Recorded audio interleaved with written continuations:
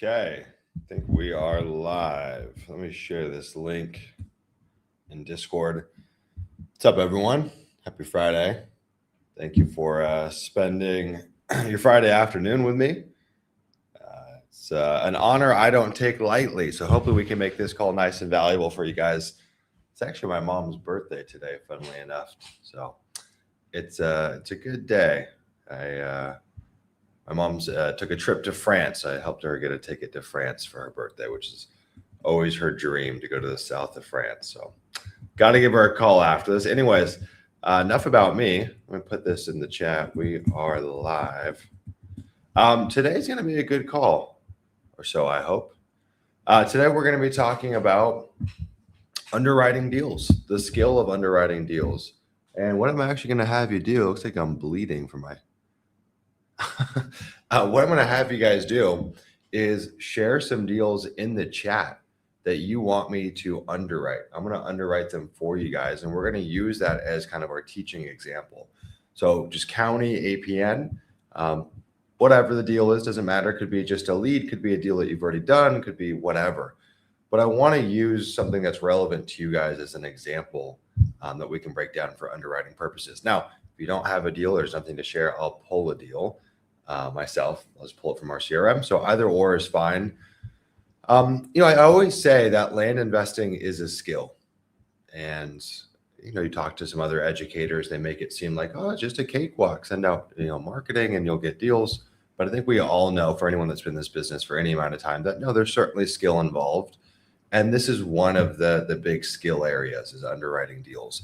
And if we think about developing this skill, it's actually incredibly high ROI. The way I look at deal underwriting is, one, of course, we potentially avoid deals that are traps, deals that, lose us money or just take so much of our time back relative to what they make us, and they're just really not worth it.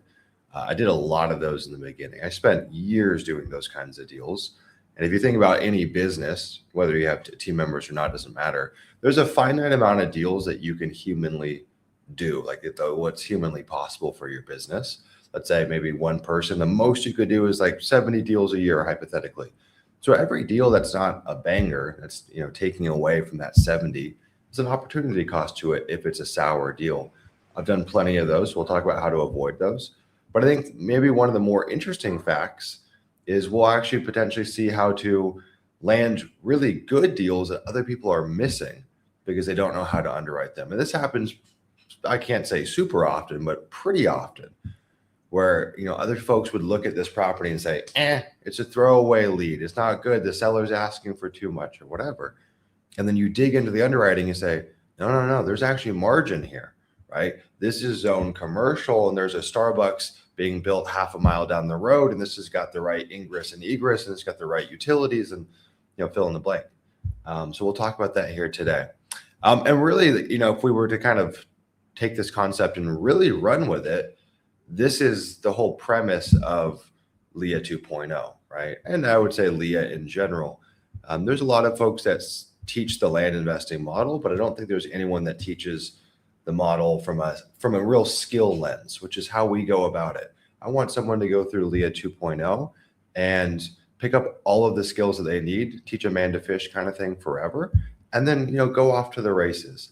A lot of programs out there teach like the high level 30,000 foot view mechanics. We teach this skill, and that's what we're going to be talking about here today, is kind of coming directly outside of what we teach inside of LIA 2.0. And actually, just a note, kind of cool, I put LIA 2.0's link in the chat, but we also, from our last call last week, released something pretty special. So we released a 7-day risk-free trial. So you guys can try LIA 2.0 7 days at no risk. If you don't like it, you get all your money back. So kind of a cool way just to dip your toe in the pond. It's only $337 a month. We've got 129 incredible investors inside of here. It's coaching. It's all of the LIA 2.0 curriculum you're familiar with. It's access to deal funders. It's access to our community, which is absolutely buzzing. This community is insane, man. Like I can barely keep up with the number of questions in here. I think I do a pretty good job, but it's really cool to see all of the other community members piling on and everyone helping one another. It's a really, really cool community. So 7 days, risk-free, give it a go. If you don't like it, you can just ping me and I'll give you your money back. Okay. I freaking hate StreamYard that it does this. Why does it make me into a circle? All right, people. Let me get Land Insights pulled up and we'll get into the chat. We are going to be using, obviously, Land Insights today. It is a big backbone of what we do from an underwriting perspective. So that is going to be what we are using. And I'll put it in the chat for you guys. You guys can get Land Insights for free. So if you guys don't have access, you can just go to that link down there, landinsights.co/light. You can make a free account. The interesting thing is, so I did, I don't know, I think I interviewed maybe 20 people in December. And I was talking to some Land Insights users and some non-Land Insights users. And I was just interviewing folks that are using different data platforms and trying to understand what they like and what they don't like. And there are a lot of people out there that use Land Insights and then also have another data provider, right? They say, hey, I have unlimited data over here, or I'm locked into a contract, and so I use two tools. And the common thread was everyone said, I really like the thing that is live or do or die. That's a better way to phrase it. With Land Insights is the comping platform. That was like the number one thread that we heard time and time again, where people are saying, yeah, like I pull data from fill in the blank X, Y, and Z tool, but I also double pay for a Land Insights subscription just for access to the tool comping features, or the property comping features rather, which I thought was really interesting. It's kind of a crazy idea to pay for two tools, not recommended, but I think that speaks to the fact that the comping tool is just, there's just nothing quite like it out there. It is a cut above the rest. And let me share my screen here. And we've got some really, really, really big features coming, feature improvements rather, coming to the comp tool middle of this year, which I'm really, really excited about. So we're going to make it even better. The goal with comping is obviously accuracy and then speed. So I want to be able to have my team underwrite a deal in 30 seconds, a minute, whatever it may be, opposed to 3 minutes, 4 minutes. And the way that we do that and the improvements that we're making inside the comping tool is creating a system where you never have to leave the comping tool to gather all of the intel that you need, whether that's due diligence related or MLS comps related, all in one place, all centralized on one page. And in the beginning, when you're not generating a ton of leads, speed of underwriting seems kind of like irrelevant. It doesn't seem that important. But man, once you start creeping past a couple hundred leads per month, the speed at which you can underwrite is really, really important. So what I tell people is, like, in the beginning, if you're just getting started and you're underwriting deals, pretty thoroughly and you're doing it yourself, I would say expect 15 to 25 minutes per property if you're really being thorough, assuming you don't have something like Land Insights. Now, as you become a little more proficient and you get access to something like Land Insights, I think it's probably 5 minutes, maybe 7 minutes. And as you get really good and you have Land Insights, you can do this stuff in minutes, right? And this is really a game of 80-20. When I'm underwriting a deal, I don't need to know everything on the front end. So what we're not going to do here is go look under, every nook and cranny, every bell and whistle to understand a property. We're going to simulate a situation where I'm just going to take some data from you guys from the chat. We're going to simulate a situation where it's like, hey, that lead was coming into my business and I got to call them as fast as possible.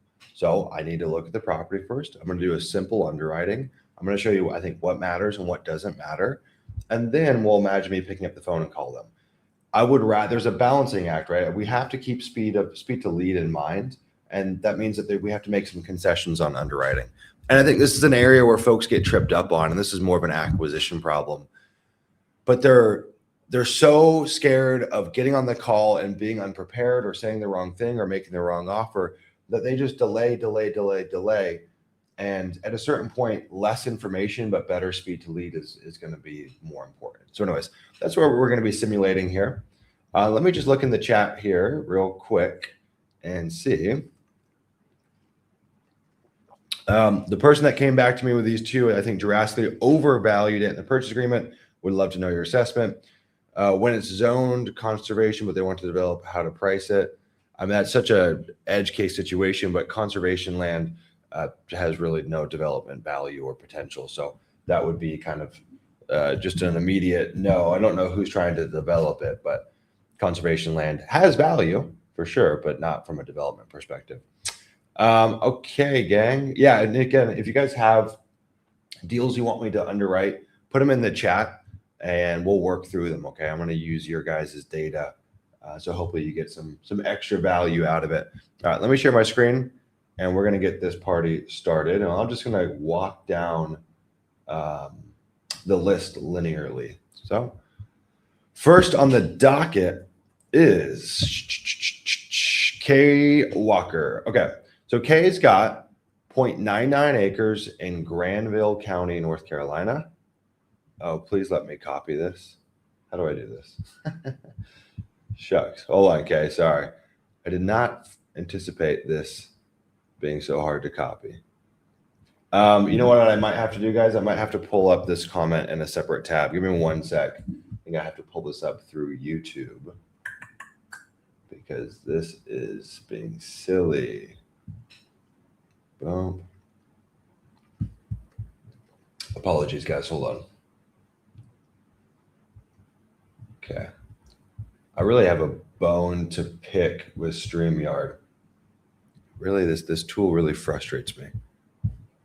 Boom. And someone last week said, hey, you should upgrade to the, I think, 1080p plan. Yes, I agree. We will upgrade this tool. I actually meant to do it earlier this week.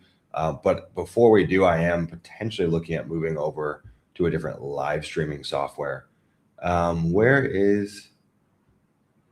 Okay, I'm so sorry. You might need to drop your deal review in one more time. It looks like somehow in the process it got deleted or something. Maybe, let's see, go back to YouTube. There we go. All right. Sorry about that, guys. So, Granville, North Carolina. Let's take a look. Phew, that was annoying. All right. So the first thing that we're going to do here is we're going to do just a quick facts check on the property. Okay. And I apologize if my internet's slow. I'm streaming at the same time as running Land Insights. So there's a lot going on my computer. So it might be a little bit slower than we would like to work through these, or maybe a lot of bit slower. Let me turn this off. I think I might have too many tabs open as well. So the first thing that we're going to do here is we're going to do what I call just like a simple facts check. So I'm not even going to get too bothered about underwriting the property from a value perspective, because you can't figure out what a property is worth until we know the bare bones facts about the property. Something that you're going to hear me repeat over and over and over and over again in this call is a framework that I developed inside of Leah. And if you look at comping for like individual properties, typically less is more.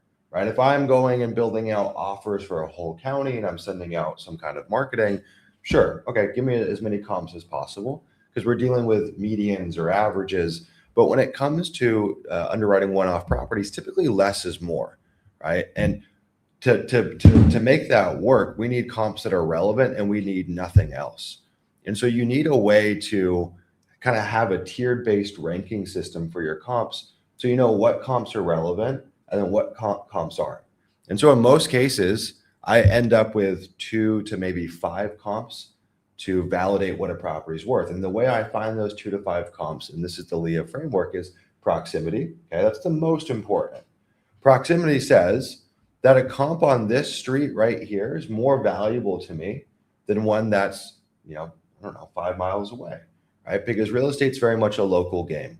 Maybe this street is considered the hood. Maybe this street is really coveted. Maybe this street is where everyone wants to live. Who knows? And a lot of times we don't know that information, but the comps don't lie. And so something that's within close proximity is always going to be ranked higher in terms of whether I listen to it or kind of throw it out. Next is going to be features. Okay. If this property's got, I don't know, let's say it's timberland, it's all planted wood on this property. I'm ideally trying to look at properties that have a similar layout. Same thing. This thing has flood zones, wetlands, slope, it has utilities, et cetera. I'm trying to find properties that have a similar setup. The cool thing is usually proximity bleeds into features. So we can imagine that properties on this road right here, more than likely are going to have similar features across the board. Similar soil, similar tree cover, similar foliage, similar utilities, similar topography, more than likely, you name it. And the last thing that we look at is recency. And that's, ideally we're looking at comps that are newer opposed to older, but I'll sacrifice recency if I'm getting proximity and features. And so one of the mistakes that people make is they would look at Milton's property right here, which is 1 acre, and they would look at every 1 acre in the zip code or every 1 acre in the county and then create some kind of average. And it's totally misleading, especially because this property looks like, let me go to the parcel information. Yeah, so this is not a true, I mean, obviously someone subdivided this. This isn't a true subdivision. I don't think there's any governing body like an HOA or a POA. All right, but if I go over here, we do have properties of a similar size, but these are absolutely in a legitimate subdivision with a legitimate HOA or POA and probably better infrastructure as well.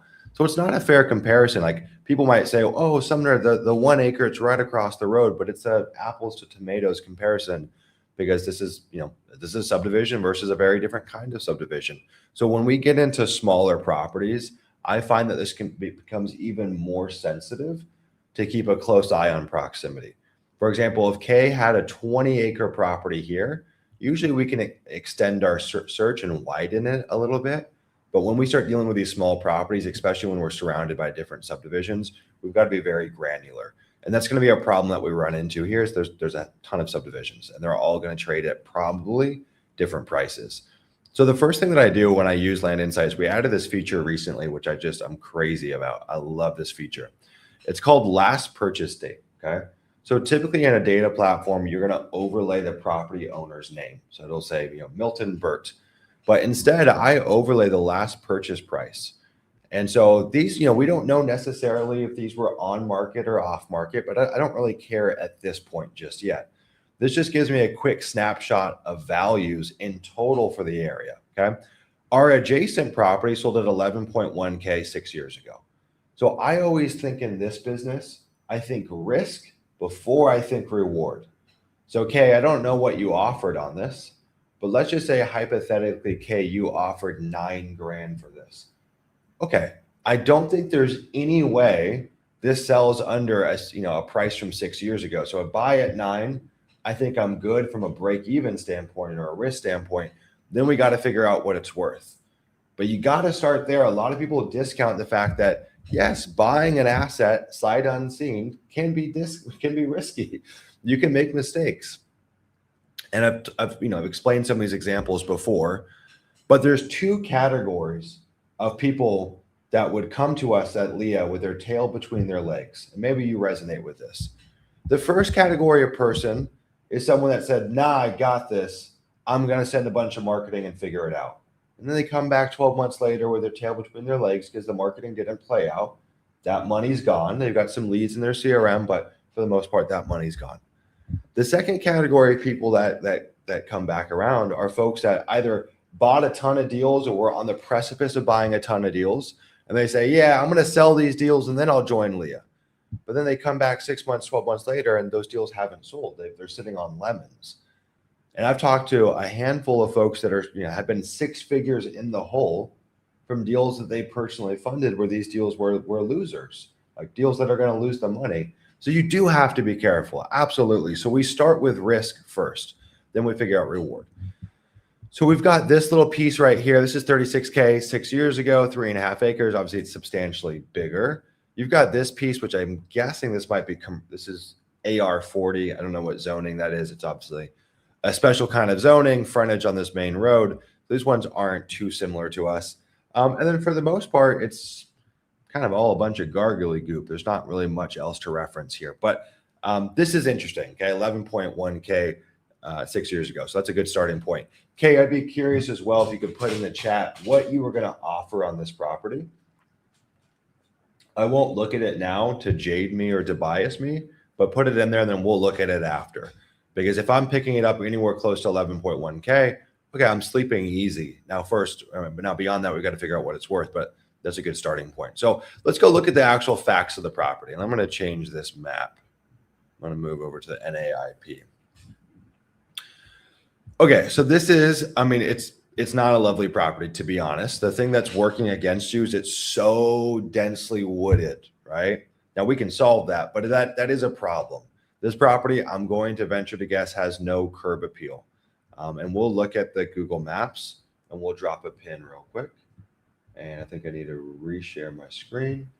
Let's go like this. Share screen, window, bang. Bang, bang, bang. All right. Let's see if we can drop a pin on this road. Nope, we can't drop a pin on the road, but I can drop a pin off the main road. And this is a really important part of our due diligence process, is just kind of getting a vibe for the place. So that's not the road. It's this road. Okay, so it's like a little gravel road. You can see all of this. I think this is all plantation land. That looks like land for timber harvesting, which is really ugly. It's really ugly in person. It's densely planted. And it looks like all of these small acreage properties have that. So that's going to be more than likely a bit of a knock-on value. Of course, like, yeah, you might say somewhere there's timber value, but on 1 acre, no one's coming out there to log 1 acre. It's just not very exciting. So we could do a little brush hogging, right? We could make it have a little driveway or footpath or just a little bit of curb appeal, because buyers are emotional. But I'm going to take that into consideration, right? Maybe I find like-kind comps that have a similar setup with being so densely wooded, but maybe I don't, right? And if I find properties that are partially pastoral and partially wooded, I'm going to have to discount those comps to some extent, which we'll talk about here in a little bit. And that's kind of a core point. When we're comping, we never find one-to-one examples. Okay, it's always like, oh shit, this is similar, but this is kind of different. And so in some cases, I'm making a bit of a discount, right? Let's imagine this property right here was the same size as K's, but this is what I would have to discount this comp because it's got two-sided road frontage. It's partially wooded, it's partially pastoral. If you think about what's the ideal property type, what's the property that everyone wants? Partially wooded, partially pastoral. That's what everyone wants. Like, that's the dream property. And same thing, sometimes I'll swap features, right? So let's say I have a property that's got a driveway and a cabin, okay? Let's say those are the improvements on the property. Well, I very well might not find other properties that have a driveway and a cabin. But let's imagine I find a similar property in the same area that has a septic system and a new well on it. I might say those features are kind of similar-ish. They're obviously very different, but I think it's kind of on balance. So there's a time where I'll weigh these features, and even if they're not identical, I'll say, yeah, they're similar enough. I mean, of course, there's limits to that, and that comes with time and reps of knowing how to do that. But I don't want you to watch these videos and be frustrated when you don't find comping situations that are perfectly linear, perfectly black and white. We do have to read between the lines. And what I always tell people inside of Leah is, look at, that's why part of the reason there's an opportunity in land. Right? People get frustrated because comping feels ambiguous, but that's why you make money in this business, because values are very unknown. We live in the gray area, so you better get comfortable with that in this business. All right, back to it. So not an amazing road, just a little gravel road leading back to it. The shape is so-so. It's only 1 acre. The shape's fine. We can build on it. It's not the most desirable layout ever, but it's fine. I mean, it's a small property, so you can't tell that much, but it does pitch down a little bit. It's going to have a little bit of slope. I think it kind of goes whoop like that. Of course, not quite that exaggerated. The contour lines sometimes aren't sensitive enough to pick this up. Look at, I think it's mild. I think it's mild, but I do think there's a little bit of topography kind of leading down the middle and then kicking back up in the back. Obviously, I don't think any of these properties back here are going to have access to sewer. So on a property like this, that's small, that has a rural infill use case, that probably doesn't have access to sewer and is in North Carolina, which notoriously has bad soil, I would think about getting a soil test done or a perk test done, because that's going to be a big swinger. And more than likely, that's something that we are going to see in the comps that we review. You'll notice, especially in a state like North Carolina, if the property has a perk test, or better yet, a septic system, values go through the roof, because there's a lot of properties out here that don't perk. Now, I don't have extreme suspicions that this wouldn't perk, but I think it's a valuable DD point for a property like this, and you'll make that money back on the resale. So really no biggie. Okay, no flood zones, no wetlands, no funny business there. Let me see. I'm going to turn off the last purchase date. So sometimes what I look for here is if these are all family members that own land back here. So family member, but for the most part, okay, family. For the most part, there's some diversity of ownership. It's a very niche point, but what I find, especially in a place like North Carolina, if this street here is owned all by family members with the same last name, it can cause a lot of problems when you try to sell your property. These people think that they have a fiefdom or a kingdom, and they don't like outsiders coming in. And you find this a lot of in rural counties. So it's something to look out for. If you just see it's like, holy crap, it's all the same family that owns it back here, you might be in for a tough experience on the dispo side. I'll take a look at one more thing, which we got the city limits on. So let me zoom out. This looks like this is way outside of city limits. It's zoned AR40, which I guess is this same zoning for the property that has frontage over here. I have no idea what AR40 zoning is. I'm guessing it's agricultural residential, as would be my guesstimate. I don't know what the 40 stands for. Looks like these are all AR40. Okay. All right. Well, we got a quick snapshot of what we're looking for. I mean, of course, we could look deeper into the ownership profile and all that stuff, but I don't think that's really what you guys are here for. I think what you guys are here for is to learn quick, how do we physically how do we do our physical due diligence on a process? And more importantly, how do we take that physical due diligence and then apply it to comps so we know, hey, is this a lemon or is this something that's valuable? So I'm not going to go through every nook and cranny in terms of, there's a lot of small points you could look at, but we're going to just churn and burn here. Give me the property facts, which is what we just did. Of course, that was way over exaggerated in terms of how long that took. You can do that way faster. It's like, just give me the snapshot facts about the property in the surrounding area. And in that process, I will have the last sale price turned on as an overlay in Land Insights, right? So this is part of my kind of quick facts process, is to turn on this last purchase price and just quickly visualize values within like a tight proximity to the property. Okay. All right, let's go here. Cool. So put it in the chat. Who here uses the Land Insights comping tool? How many folks don't use it? I'm just curious to kind of get a gut check from the group. Who uses it? Who doesn't use it?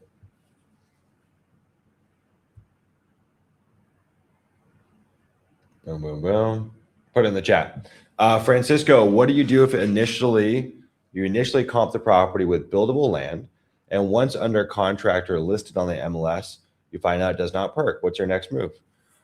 I mean, my next move is price, right? First off, if I think the property needs a perk test, I'm going to do that before I take title to the property, right? So I'm still going to be under contract. I won't own the property at that point. So it's really no skin off my back. But my first order of business, I mean, first you want to verify that the perk test was done correctly, okay? There is a lot of room for the perk test to be done wrong because the perk test requires the discretion of the soil scientist. They get to pick and choose the spots that they bore the holes on the property. And so they could have picked the wrong areas, right? They use their judgment to say, I think that this would be the best area to do our test. And they'll usually do multiple tests on the property. So it's like a trust but verify thing. There could be a chance that they got it wrong. And I've seen that happen many times. But beyond that, the ultimate tool in your toolbox is price. Okay. So Francisco, if you're going to pay $20,000 and you thought the property was worth $50,000, well, if I can drop the price on it, I could probably still make that deal work. What we need to figure out though is there an alternative use case if the property doesn't perk, right? Is there something else we could do with it? If it's a little quarter-acre infill lot, probably not. The second thing that we need to look at is, could we get an alternative septic system on the property? Because there are tons of counties and states out there that allow you to put alternative systems where they work even if the property didn't necessarily perk. They're just a lot more expensive, and it depends on what the county is willing to allow. But ultimately, price is the great equalizer, right? There's a buyer for every property if the price is right. So now I might go back to the seller and say, hey, seller, your property doesn't perk. I was at 20. I'm now at 9,500 or whatever the math shakes out to be. And then, yeah, go rip it that way. I wouldn't give up on the deal. I wouldn't close on the deal before you have done your due diligence. And that's one of the things that we talk a lot about inside of the due diligence section of Leah 2.0 is when do you know if you should invest in a perk test, right? Because we don't get a perk test on every property. That's wasteful. But there's key triggers that when we see it, we say this one's got to get a perk test, and we're going to do it before we close. Okay. Boom, boom, boom. Okay, cool. Yeah. So Jim says I use it, but I also need to have zoning showing. Yeah. So that's one of the things that's coming into the comp tool at the middle of this year. Jim, among a few other things, is giving you every data point you need inside of here. So you don't have to leave this page. Every piece of due diligence is added here. Even the MLS comps, everything you need about them makes it so you don't even have to go and look at the MLS, right? It's all the data points are on this page because that creates speed, right? It's annoying to have to jump around. We are also adding in due diligence triggers. So automated triggers around due diligence as well. And you'll see that here currently, right? This is our parcel insights and our market insights. This is like a junior version of due diligence triggers, right? This one doesn't really have any yellow flags or red flags. It's all pretty much easy peasy. And then the market is, yeah, so.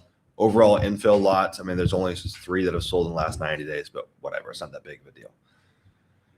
Okay. What's interesting is Land Insights pegs us at $21,000. Now I know this is the automated AI comp value. I know I can't trust that necessarily because it's going to be pulling comps from the subdivision. And so I know I can't really work with that. So I'm not going to put too much stock in that currently. First thing I'm going to do is we're going to go search by proximity, right? That was what we talked about. We said proximity is number 1. And so that's what we're going to do first. Now, there's definitely some wacky, weird stuff being pulled into this, right? You can see this one at $520,000. More than likely, yes, this has a structure on it. And so the MLS can be very, very messy. You see properties with structures being listed as land and et cetera, et cetera. So these are all going to have structures on them. So we can really just DQ that. But then if we have DQ these structures, then our closest comp is 4.9 miles away. Okay, shoot, I'm not loving that. So potentially what I might have to do is go back further in time to find properties that have a close proximity. Does that make sense? Because I'm willing to trade recency for proximity. And so right now, 4.9 miles away, I'm not loving that proximity. So what I would do, I'd say, let me show me what happens if I go back 2 years.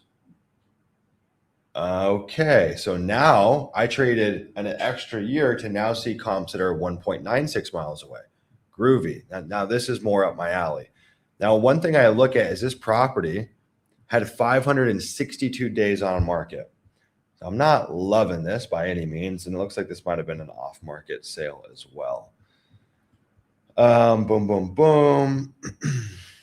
This one is 485. What's up with all these houses, man? That rarely happens for me. 15K. I'm just going to go pull the full lot of them, okay? And we're going to go work through these.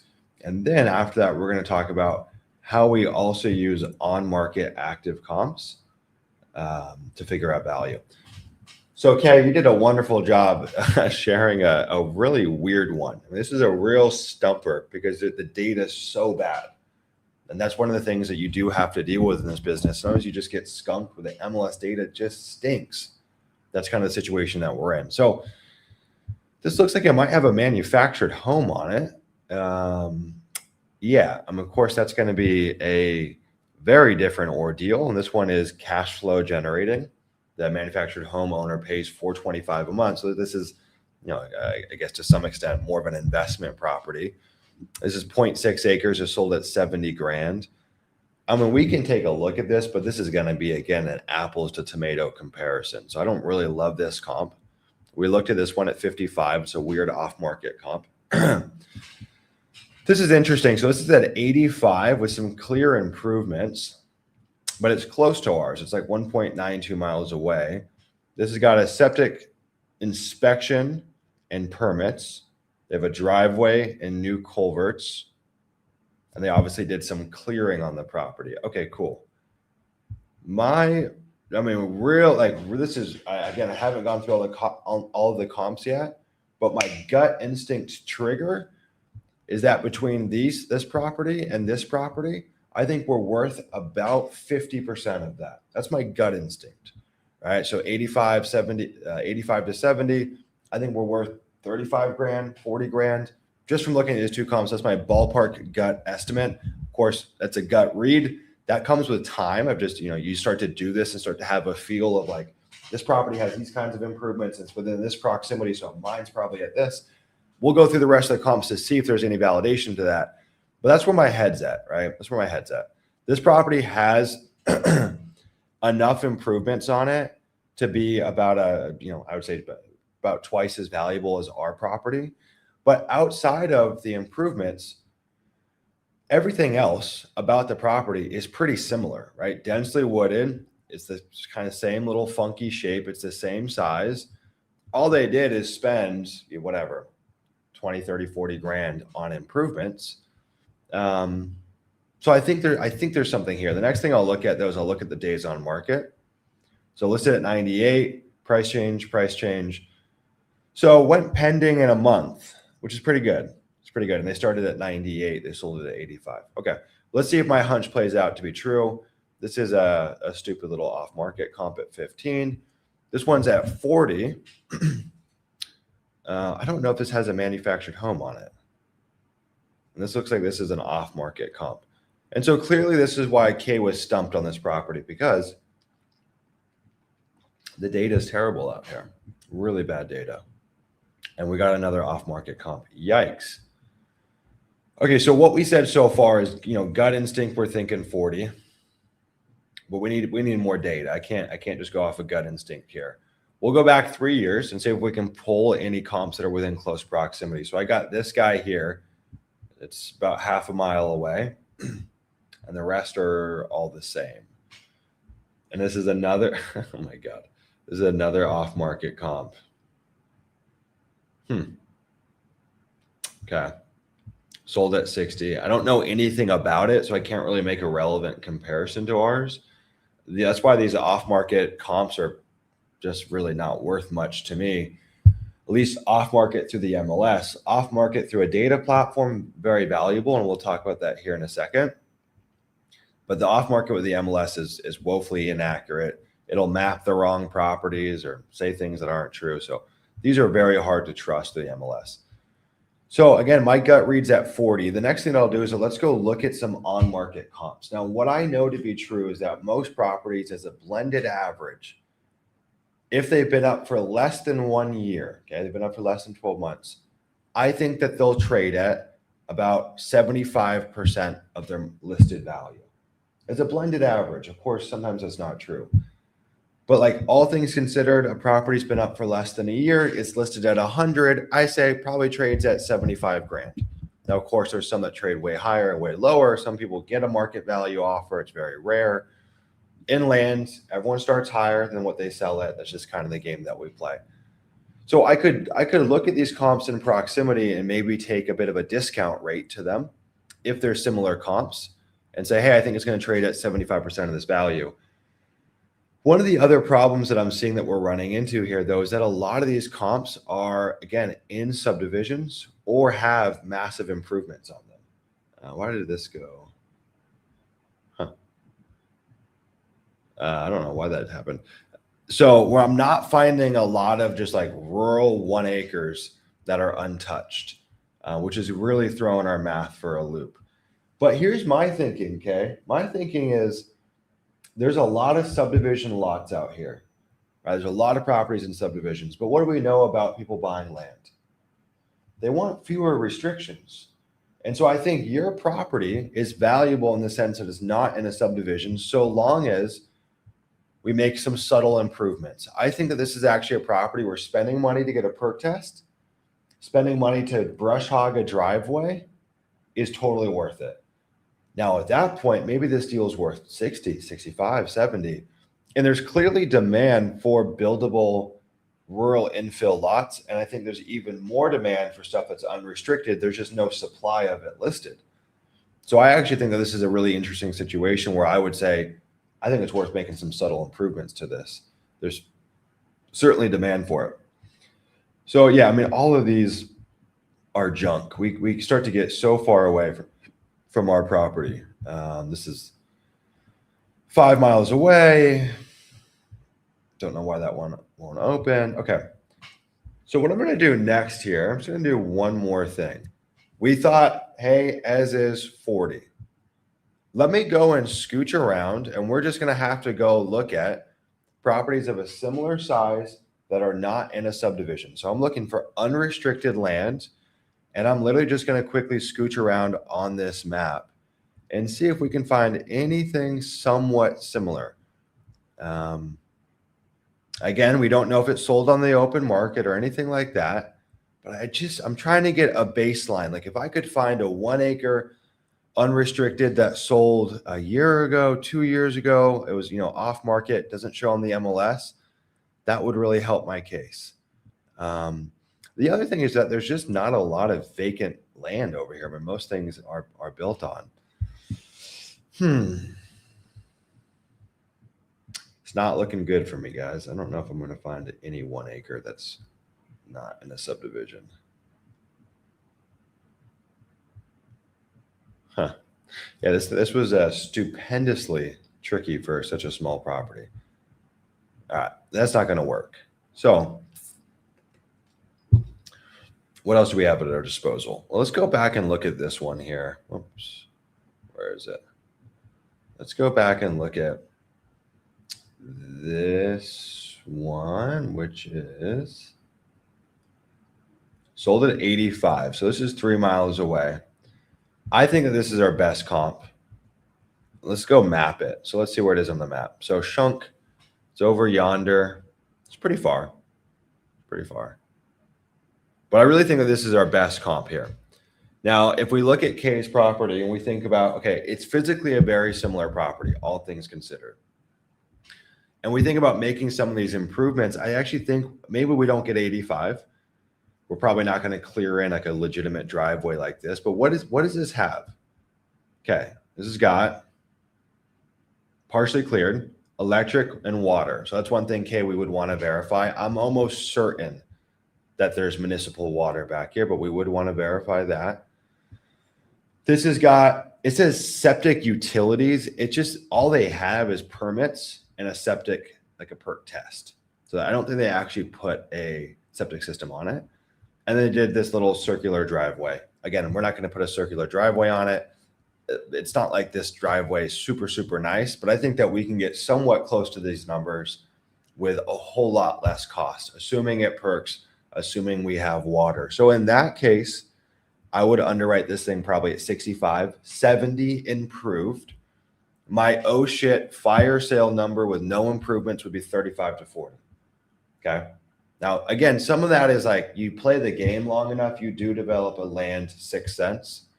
This one's hard because we don't have a lot of great comps we can point to, but hopefully I've made my case. And really, I've made my case predominantly off of this property and that manufactured home lot that sold at $70,000. Those were our best points of reference.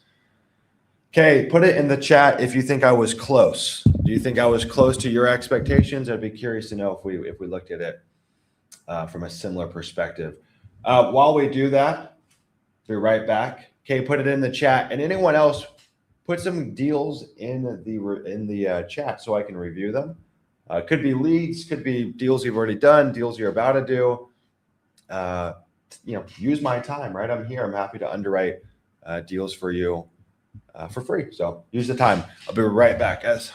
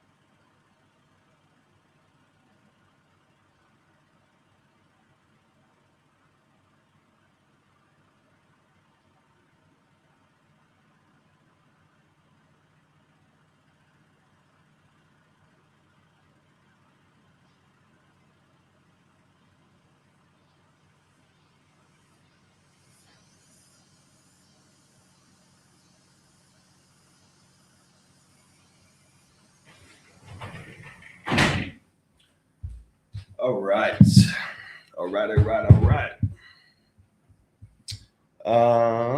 see. Let's look at the chat here.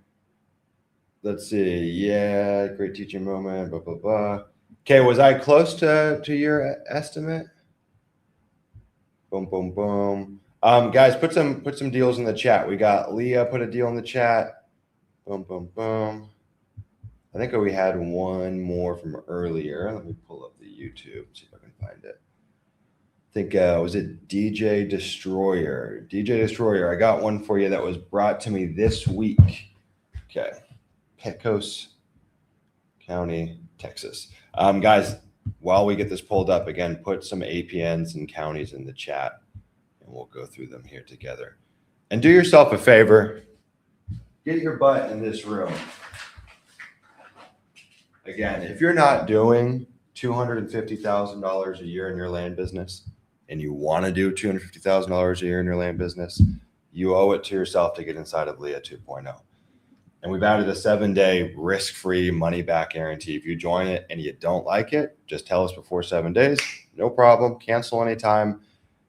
Like to gamble $337 is a pretty fair gamble to potentially, frankly, change your life or at least change your land business.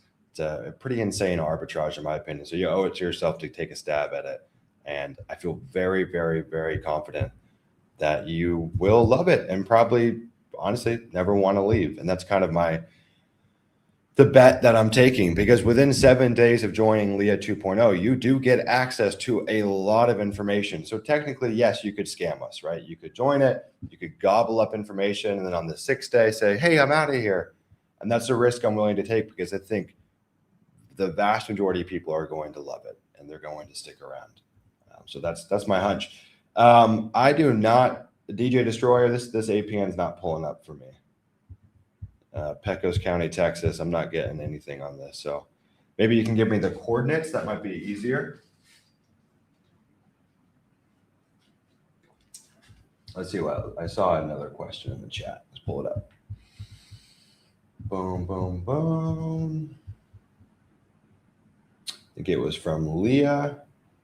Okay, Denton County, Texas. Hopefully this one works, Leah. Let's see. Boom, boom, boom, boom, boom, boom, boom. All right. Denton County. I don't know if I've ever looked at Denton County.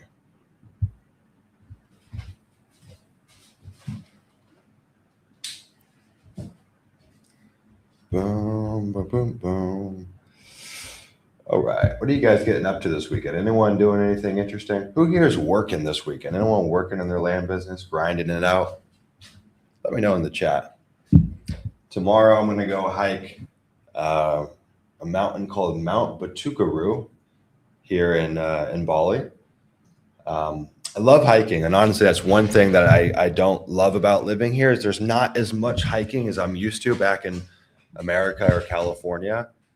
So really, your only options for hiking is hiking volcanoes. So I did the biggest mountain here in Bali last year, Mount Agung, pretty much actually the same time of year. And then doing Mount Batukaru tomorrow, which is still pretty big. I think it's like 8,000 feet maybe of elevation, something like that. Should be pretty cool. And actually, funnily enough, for Valentine's Day, Sarah got me a little English bulldog, which is an amazing Valentine's Day gift. But she also got me this. I don't even know what else to call it other than like a talking to essentially a spiritual medium that forecasts your future and tells you what your future is going to be, which should be really interesting. So I'm doing that from 2 to 6 p.m. today. And yeah, 4 hours. And she's doing it both for Sarah and for myself, and then doing it together. And a local Balinese woman. So I already believe it a lot more. I think the locals are definitely tapped into something here. So I was like, if she's local, I'm willing to give it a go. I think there could be something to it. So it should be interesting. You always got to keep an open mind, man. Whether it's maybe it turns out to be a fugazi, maybe it's absolutely real.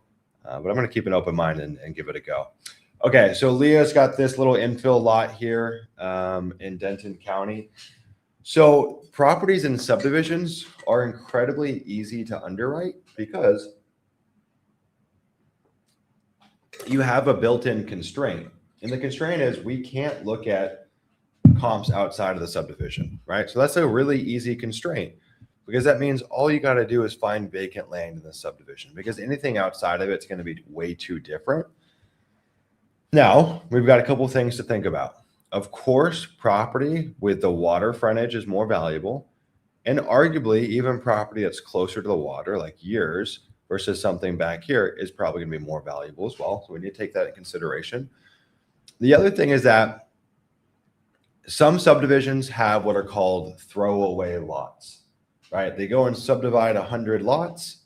And for whatever reason, just the way it was laid out, 3 of them are just junkers, whether it's bad soil or bad slope or whatever. Like that is very, very common. Not every property in a subdivision is equal. So when I see pockets like this of undeveloped land, I think it's very weird. These could be throwaway lots, right? Everything's built on over here, all built on. And it just so happens that these 4 properties in a row are the only ones that aren't built on. It makes me feel a little suspect. So this would be a trust but verify situation. And that's the thing with infill properties.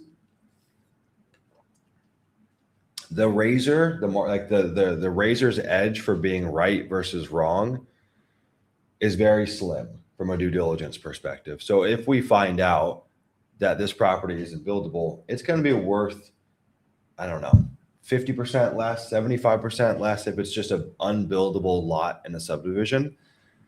Now, if this was a 100-acre unbuildable lot, of course, there's still a lot of value to it because you have other use cases. So that's something that we do have to be mindful of. You really need to make sure your DD is very tight because it's very black and white for these properties. A lot of value or hardly any value. Wow, this is very Texas. Look at these cars, man. What the hell? We'll let that load.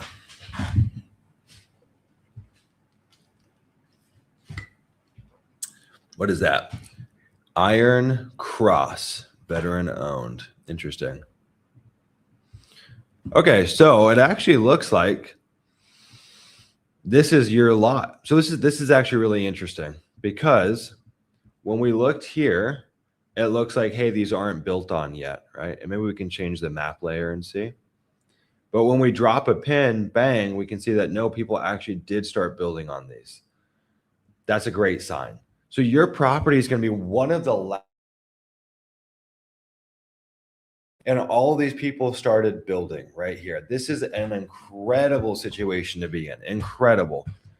Why? Well, because there's capped supply and there's obviously a lot of demand. That's clear. But also you might have a buyer right here, right? The neighbor might be your buyer and you could just be a dot connector. So I'm liking this deal a lot. I'm liking this deal a lot. So this one sold 3 years ago, of course, non-disclosure, so we can't see. 11 years ago, 250. Okay, cool. All right, let's go and comp this.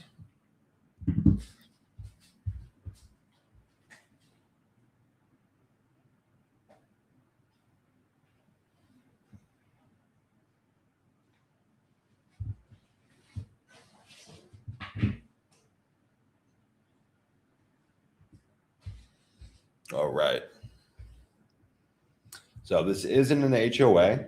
A lot of people are scared of HOAs. Look at if there's demand and people are still buying land in the HOA, nothing to be scared of. You do need to be mindful of the holding costs, right? The HOA fees. Some of them are insanely expensive. They might be $500 a month. And if you're holding the property for 12 months to get it sold, you got to take that into consideration. And then you should know the CC&Rs just to be aware of what the restrictions are. All right, bang. Now, what do we know about Texas? As I said before, this is a non-disclosure state. So when we look on the MLS, we're oftentimes going to see like this kind of price unknown thing, but we can see its last listed price. So we're going to use that to try to figure out what we think it's worth, okay? It's not perfect by any means.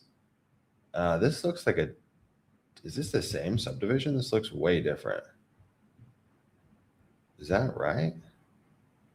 Okay, I guess it's not as nice as I thought it was. What about if we go back 2 years? I'm going to go back 3 years.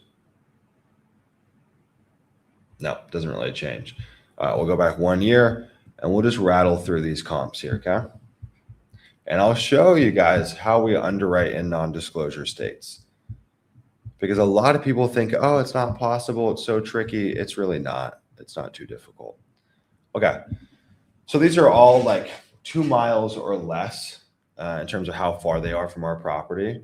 And I think that these are all about the same size. Yeah, roughly the same size. Now, again, we do have to take in consideration that your property does have pretty close proximity to the water feature.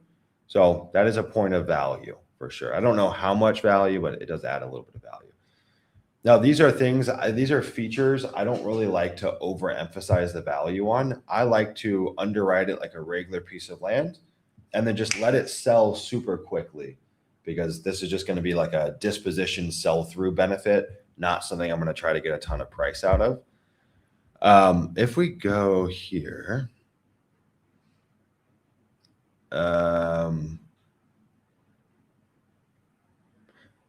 interesting. Okay. So this guy just bought this property 3 years ago. So that does make me think a couple things. Either he's in a hell of a lot of distress because he just bought it with plans to build. Now he's fire selling it. Or he wants a stupid, crazy, insane retail price. So just FYI, you probably are running into someone that has a pretty high basis in the property and is probably not going to be super negotiable, but you'll see. All right. So what do I look for with these non-disclosure comps? I look for when it was listed. Okay. This was listed September of last year at 179. You see how many times they dropped price? Okay. This tells me that they were very motivated. Okay. So they went under contract at 152, but I know they didn't actually go under contract at 152. That was just the last listed price.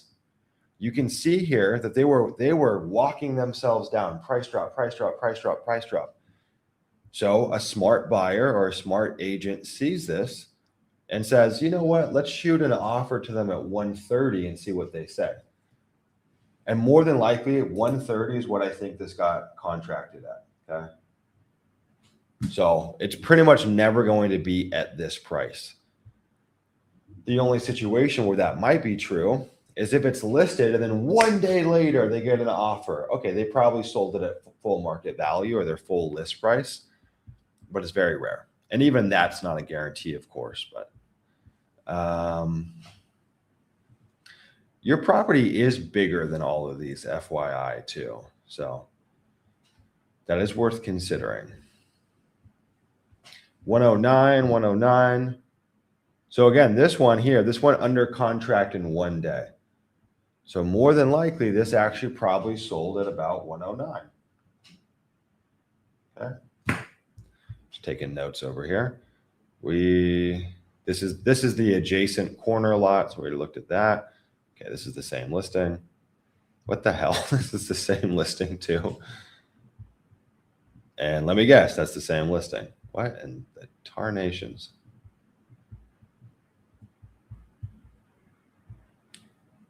Okay. It's not very helpful. These are like all the same listing. Let's go look at what's active. Boom. This is cherry right here. Okay, this is cherry. Why is this cherry? Well, this deal was recently listed. It's right next to ours. Okay. It is like 0.005 miles away. Listed at 175. It's getting okay engagement. Not great.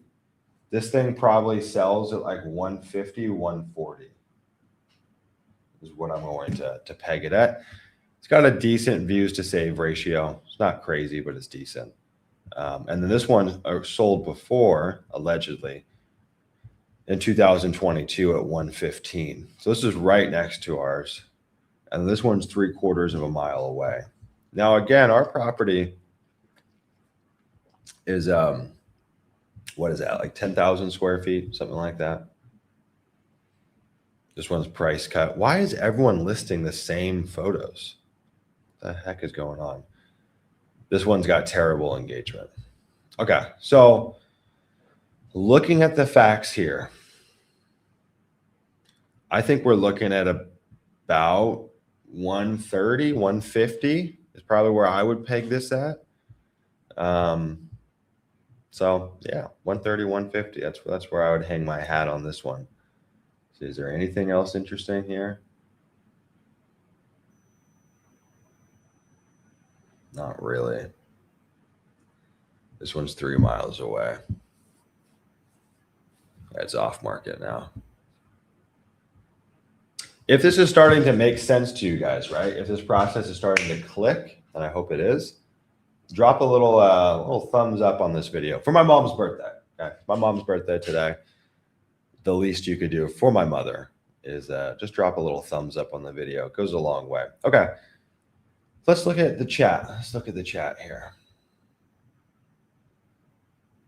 Boom, boom, boom. Everyone's working the land biz this weekend. Boom.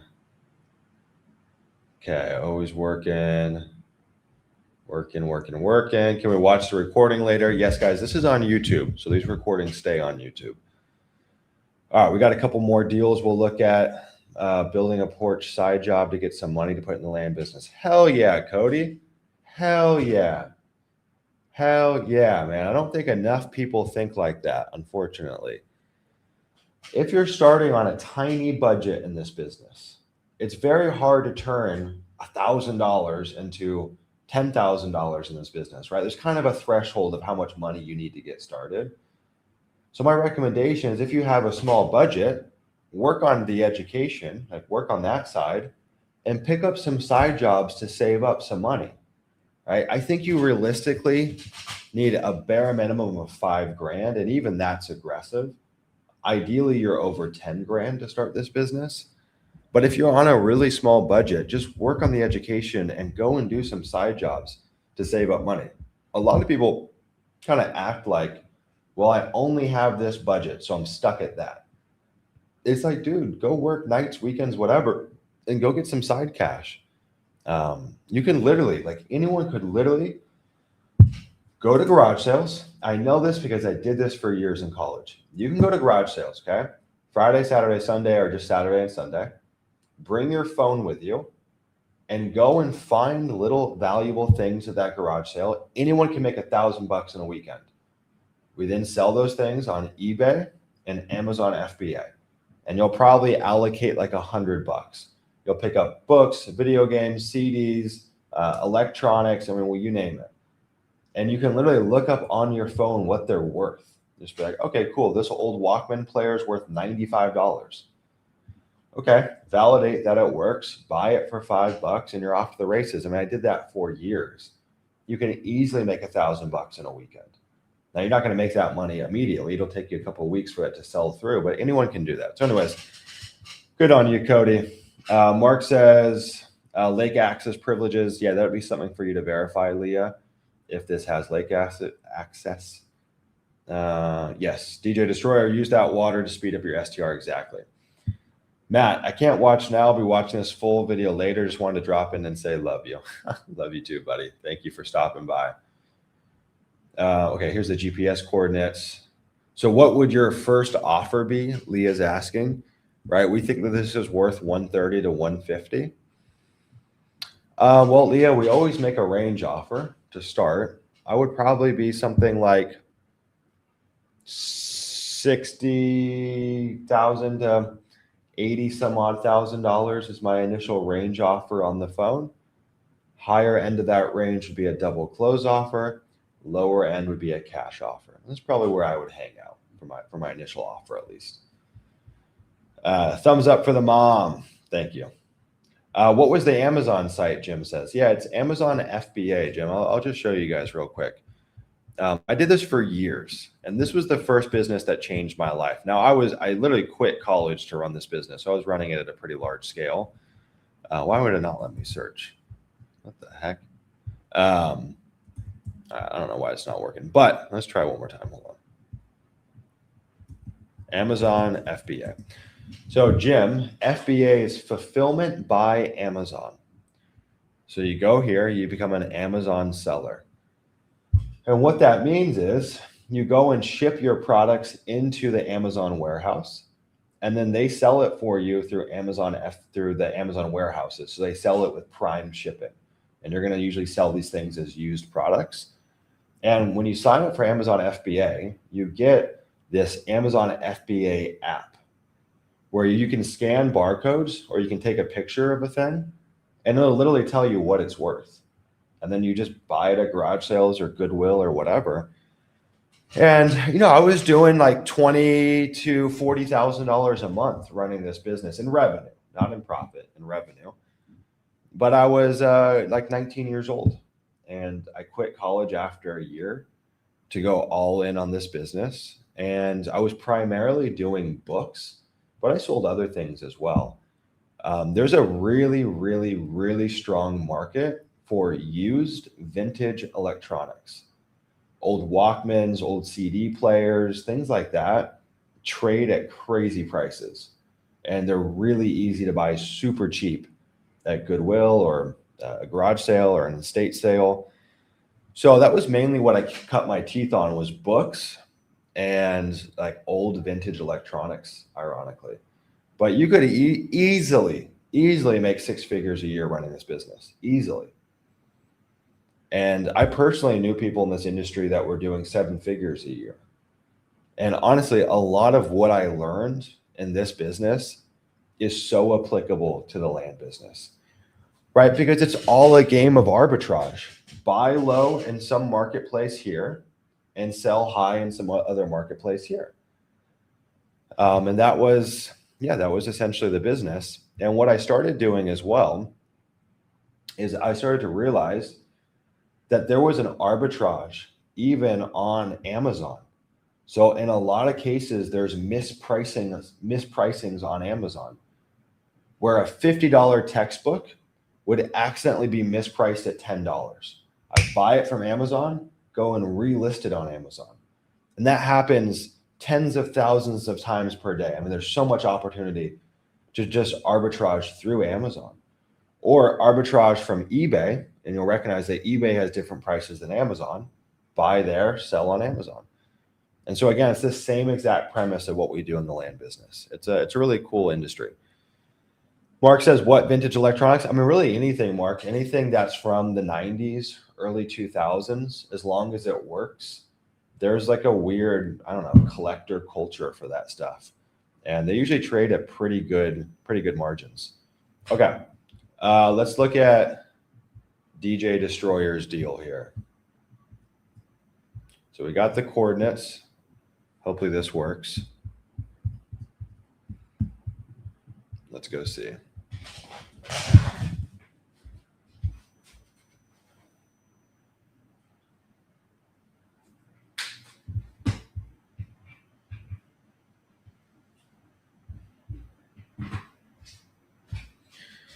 Okay.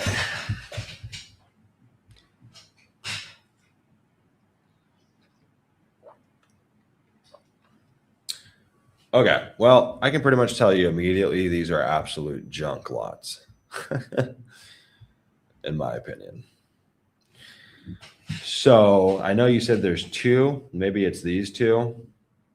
And there are people buying these out here, but not super interesting. It doesn't even look like they have a zoning profile attached. So if we zoom out, it's in Reeves County. Oh, you know what was the issue, DJ Destroyer? I think he actually had the wrong county. This isn't in Pecos. This is in Reeves County. So that might have been the issue. God. I mean, there's really no comp. There's not even enough comps for the AI comp tool to pull up a value on it. These are junk, man. These are junk. We'll take a look, but I wouldn't even bother myself with these. Personally, right? I mean, again, you can make money on literally any property if you can buy it at the right price. But then it really becomes a question of, is it worth your time? You know, DJ Destroyer, the way I would look at a deal like this is in my opinion, no one's looking for this kind of property in Reeves County, right? I don't think so, at least. But if you position this with owner financing terms, you will find a buyer, right? You'll find a buyer that just wants to own cheap land and they don't really care. There's like, I want to own cheap land in Texas. So that's probably how I would position a deal like this, would be like, you know, $100 down, $100 a month for whatever, 50, 60 months. Yeah, there's literally no sold comps. But again, it's just like, is it worth your time? Let's go see here. This one's a quarter mile away. It said it sold at 50 grand. It was listed at 50 grand rather. I mean, look at that engagement, right? Terrible engagement. This one's at 37 grand. I mean, these things do have kind of crazy prices on them. So maybe I'm going to eat crow on it. Let's see. So we looked at that. I mean, just look at the engagement though. The engagement's so bad. This is a commercial lot. Terrible engagement. Yeah. I mean, like the true cash market value, if you wanted to sell this quickly, and a lot of these are commercial lots, the true cash value on this, if you wanted to sell it, it would still probably take months. Maybe you could move this at 10 to 12 grand. I don't know, something like that. But again, I would buy this with such a margin of safety because there's just really no way to know. There's nothing for us to really point to. So when I have question marks on a deal, I need to be very conservative in my underwriting. So more than likely I would contract this as a double close or just make a crazy, you know, $1,000, $500 cash offer. But I'd probably be more of the mindset of trying to move this with the owner financing terms. Because again, there are millions of people in America that just want to own land. They literally don't care about the property. They don't care about visiting it. They just don't, like, that's not in the consideration. What that cohort of people are considering is, can I afford it? And can you make it easy for me? So there are literally millions of people that just want to own land. They say, I would rather have my cash sitting in land than in the bank account. And for a lot of people in America, it's a pride thing. Hey, I am a property owner. And this goes back to like the founding father days in America. I mean, owning real estate was a status symbol. Being a landowner was a big deal. And that still kind of runs through our culture today. And so with properties like this, I'm thinking it's an owner financing situation. Just make a stupid, silly, low offer. You know, back in the day, these kinds of deals, we were usually buying them for a couple $100. So anyways, yeah, it's kind of a wacky one. All right. I think we got some more in the chat. Let's see. Noopy Wonder. I think it's Hampshire. I think it's Hampshire. So let's see. See if this pulls up. Hampshire, West Virginia. Still to this day, the fastest selling property I've ever had, still to this day, is actually Hampshire, West Virginia. In under an hour, I had multiple offers and went under contract. It was insane. So Hampshire is a good market if you have the right kind of inventory. What people want out here is like true unrestricted land. So anyways, so this one is in a subdivision. Okay, this is in Nathaniel Mountain Heights. So again, I'm going to be just looking in that subdivision. The subdivisions out here in Hampshire, West Virginia, actually all of West Virginia, some of them are really bad and some of them are really sought after. Okay. So you do have to be just like forewarned about that. Some of these subdivisions are terrible and no one wants to own land in them, even if the land is nice. So we'll see if there's even much demand. And what we could do is I could just turn on the MLS comps. So there's nothing. There's nothing for sale. There's nothing active. What if I go 3 years back? There's one up here. It's pretty bad. It's pretty bad. You got 2 down here. Okay. This is 2 acres. It's got a little bit of wetlands on it. It's got a good amount of slope. Even though you can't, again, these maps can be misleading, guys. On small properties or any properties in general, 3D maps are not always a great source of truth. I think that this is going to be more sloped than you realized. So we'll go to Google Maps. And the big thing with a property like this, especially in West Virginia, a lot of the Northeast has really bad soil, hard to perk.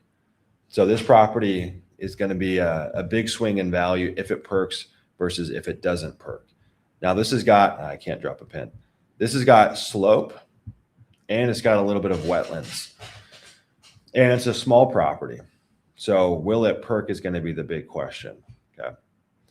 What we have adjacent to us, this one sold at 41.5 16 years ago.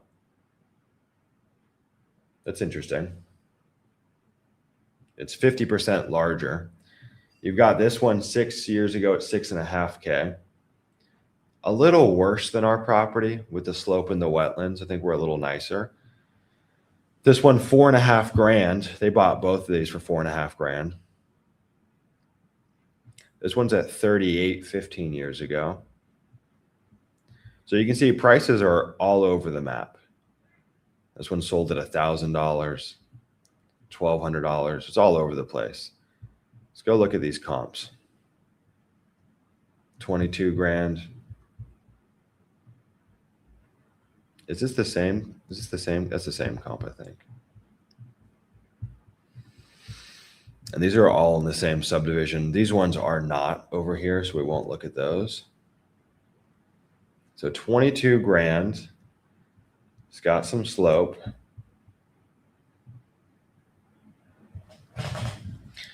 This one had owner financing, probably helped it sell a little bit faster. And it went under contract a little over a month. It's not terrible. This is the same one. Okay, interesting. So we got that as a good kind of baseline, right? I don't think that this is really any nicer than yours. So this is a good baseline. And you do have, wait, am I looking at the right property? No, I'm not. You do have two-sided road frontage off of Grassy Lick Road. A little bit of wetlands. I think the slope is manageable, but I do think it is slopey. Okay. Now let's go and underwrite this. And guys, if you have deals you want reviewed, drop them in the chat and I'll get to them. So AI comp value puts it at 20. Now, I think some of these are going to be in different subdivisions, right? So we looked at that one. We looked at that one.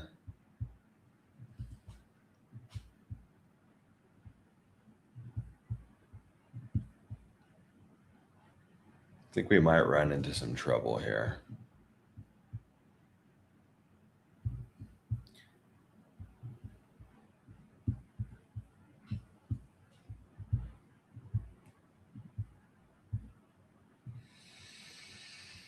Okay. This one's substantially nicer than ours. Creek, blah, blah, blah. This one's double our size. Double our size. Weird slope, but double our size. This one sold at 11.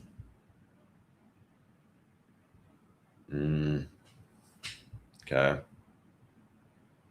Look at that. They listed it at 19. And then less than 1 month later, they took an $11,000 offer. Yeah. I mean, I think that this thing is like more realistically where this trades at, it's probably about $20,000 even. what I would say. Could you get higher? Yeah, it's possible. It is possible that this thing could fetch 25 grand, but I would probably underwrite this at about $20,000 even. Now, if we look at the rest of the market, what's the cheapest active comp? So the cheapest active comp is $15,000. Okay. And this is something that we need to think about. Obviously, sold comps are the source of truth. Sold comps tell us what it's worth. But what the active listings is our real-time competition. Okay. Now, I'm not saying we have to be cheaper than this one necessarily. This is not a like-kind comp. It's 13 miles away. But we do have to be cheaper than the ones that are relevant or at the same price. But, all of these ones are pretty far from ours. Let's look at this one, 6 miles. It's at 20. So you might have sold comps that tell you, hey, the property is worth $20,000. But then you look at the active comps, and within a 3-mile radius, there's 4 active listings at $15,000 that are similar to ours. Either we've got to beat those listings and be more aggressive in price, or we have to be patient and understand that those might have to sell through before ours do, assuming that these are like-kind comps, right? So we do have to consider what we're competing against. Now, I would say that this is substantially nicer than ours. It's got this nice little, I don't know about substantially, but it's got this little creek on it. I don't know about the slope. It does have some solid topography. It's close to the same town as us. It says it has public water. So this is nicer than ours, I would say. And it's got a 5% save ratio, 300 views in 77 days. I don't think we're nicer than this personally. All right. So that's why I think 25 seems a little unlikely. I think 20 is more realistically where this lands. And that's the truth about underwriting. I want you guys to be pessimistic. The kind of like the cardinal sin for new investors is that they're way too optimistic. And let me tell you how they're optimistic. Well, the first thing is they're optimistic by looking at the wrong comps. Okay. Because naturally our bias is that we want it to sell for a lot of money. So that's our bias. So we'll make weird comparisons with comps that aren't really similar to ours because we want the best case scenario. Or you'll look at a comp and let's say it is similar to your property. You'll assume that you're going to get the same price. Usually not the case, right? Let's say that the market value is truly 25 grand for this property.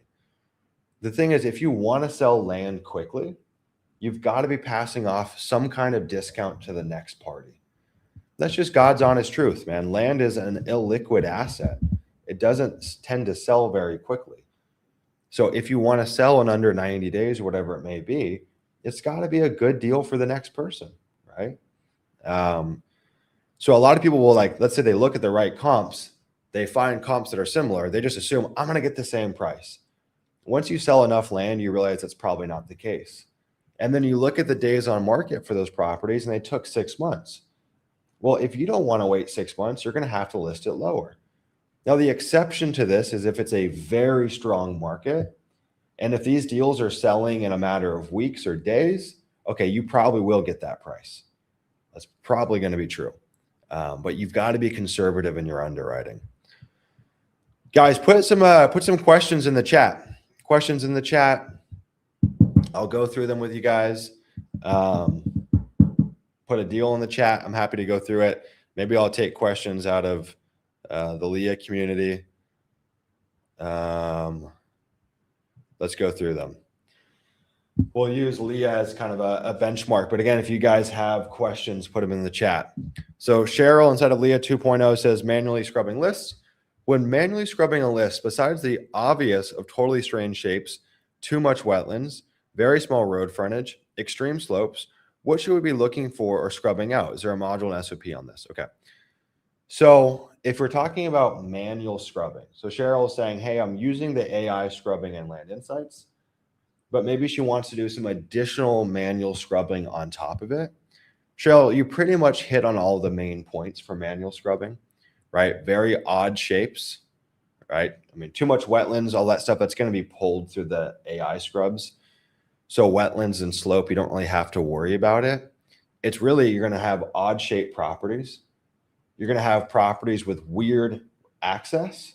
Okay, so it does have road frontage, but the access is really weird, right? Very strange access to get to the property. Perhaps you can tell that there's trash or debris on the property, right? Things like that. That's where manual scrubbing is going to come into play. Otherwise, AI scrubbing is going to take it out. And look at all these Leah members answering questions, man. That's badass.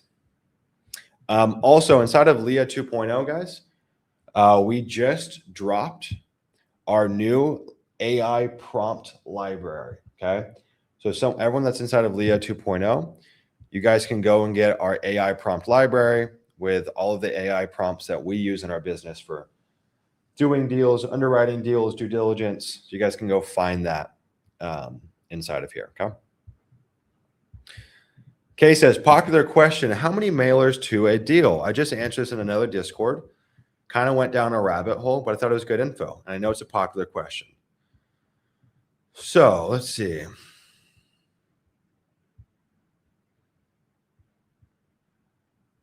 Okay, this is good information, Kay. How many letters per deal? Okay.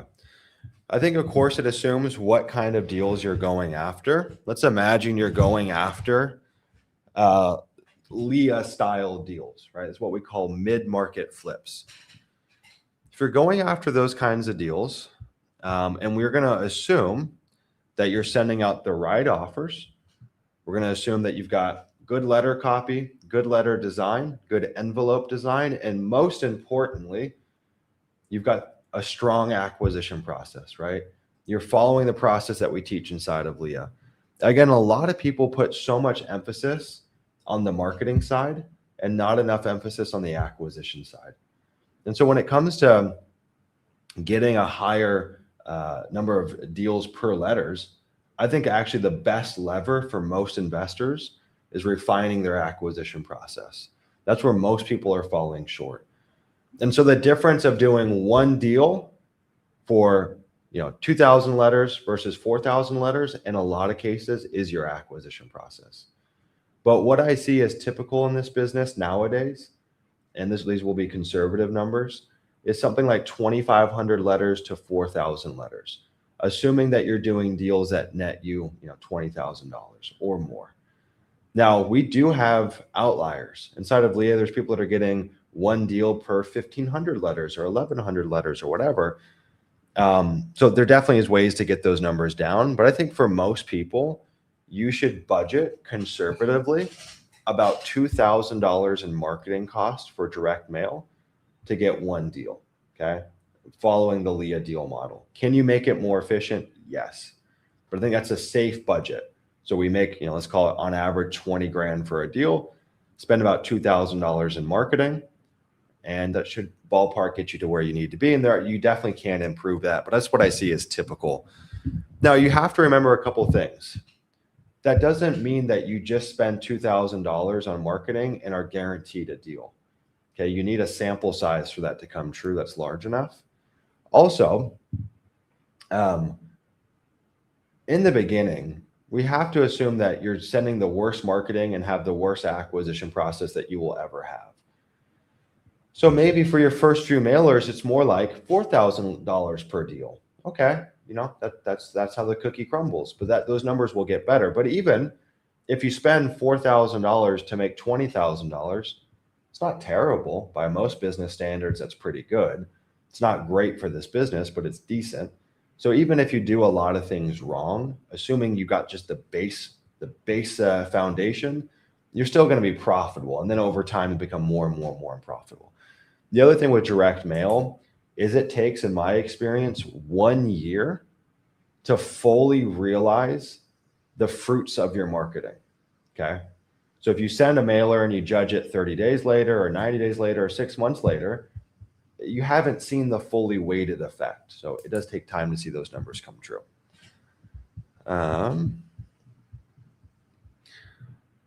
Learning style. I really love that each module has an article and a video. I feel like interacting with both helps and really solidifies my knowledge.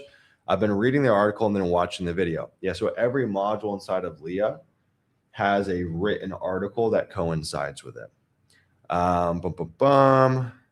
Curious if anyone has come up with ideas to get more juice from the lemon on these modules. I'm a big believer that the effort put into each module reflects in the amount learned. Also, the fact that there is a time window allotted to each module makes me think about how I can really maximize my learning from each module while I wait for the next to open. Yeah, so like two of the things that we designed inside of Leah 2.0 is time-based modules. So it's encapsulated with time as an incentive to kind of work through them correctly. And then every module has a written article that goes with it, and you have timestamps so you can jump around through the module. You know, Chandler, to answer this question, I think that the best thing that you can do from a learning perspective is create what I call a feedback loop. So you don't want to just learn in a vacuum, okay? You want oversight on your learning. And the way that you do that is when you're going through modules, watch it once all the way through, and then literally go and do it yourself on your own, okay? Go and try to copy what we did, and then have that work reviewed. And you can create a little educational feedback loop. So don't just watch it. Some people just watch it. That's not enough to get it to absorb. Watch it, do it, then have it reviewed. All right, guys, give me some questions, people. Put the questions in the chat. Gene says, thank you. What a fantastic gift to share the AI prompts. Great point in the acquisition process. Yep. What else, guys? Deals for review, questions. Nick, at what point, if you feel like there is one, would you recommend funding your own deals?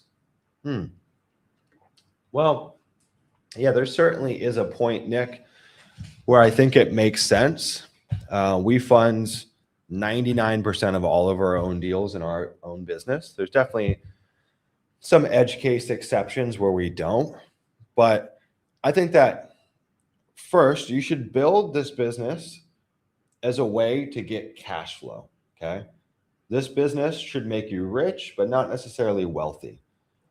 You become wealthy by taking the money that you earn from this business and then investing it. So that's the first thing that I would do, right? Build that mechanism. Cash flow, take money and invest it.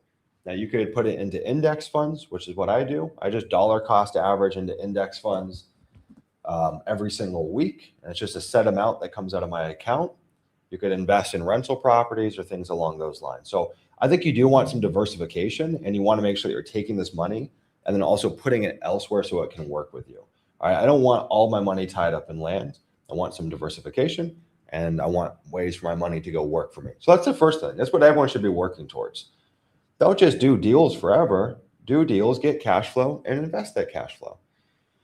Now, at a certain point, though, you will have enough cash and reserves to where you're exhausted your investing options, and you've got money sitting around.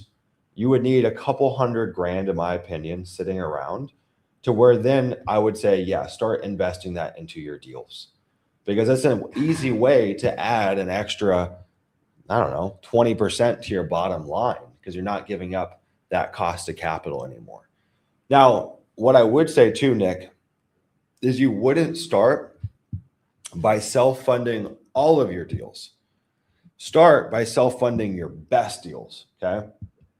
Nick, you probably know this, but if you market consistently, depending on the market, how much you send, but every 30 to 90 days, you're going to get a baller deal. Buy for $25,000, sell for $75,000, whatever it is, a deal that's just super juicy. Start self-funding those, okay? So cherry pick the best ones. And then over time, you'll get to a point where you have enough cash in reserve.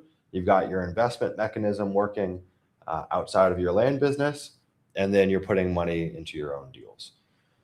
For most people, that probably looks like getting to like the 3-year mark in this business. Like if you play the game correctly, probably in about 3 years since starting, you'll be at a point where that makes sense.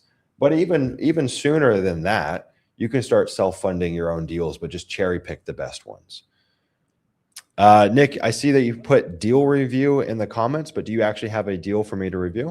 You want to put something in the chat? I think you might be missing the APN or the county if you want to put it in there.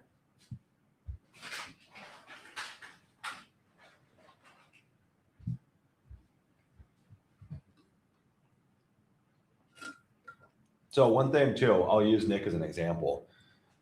I thought this was pretty interesting. So on one of the coaching calls, I don't know, a couple months ago, Nick was saying, hey, Nick, I'm missing the APN. I think I don't see the deal details. So if you put the APN in county, I can pull it up and we can go through it together. One of the interesting things that Nick told me though is he's like, yeah, anytime I get a big pop of cash from selling deals in my business, I go and take that cash and I use it as a down payment for a Section 8 property. And so, he takes $20,000 or $40,000 or whatever it is, goes and buys a Section 8 rental, gets financing on it. That cash flows, $300 to $600, $800 a month. And so he just kind of has that mechanism. Chunk of cash comes in, reallocate it to an investment property, keep on doing that. If you do that long enough, all of a sudden you wake up one day and Nick's got 20 grand a month of cash flow coming in from his investment properties. And he's still got his land business running. And at that point, he has enough money to self-fund his deals, but he's not overly invested into having all of his money just in land deals. I think it's a really smart setup. And that's something that, Nick is still only maybe a year into this business, but that's something Nick started doing pretty early. And I think he was doing it prior to land. But I just thought, it's a really good way to be looking at the business. Pop of cash, deploy it somewhere else, bada bing, bada boom.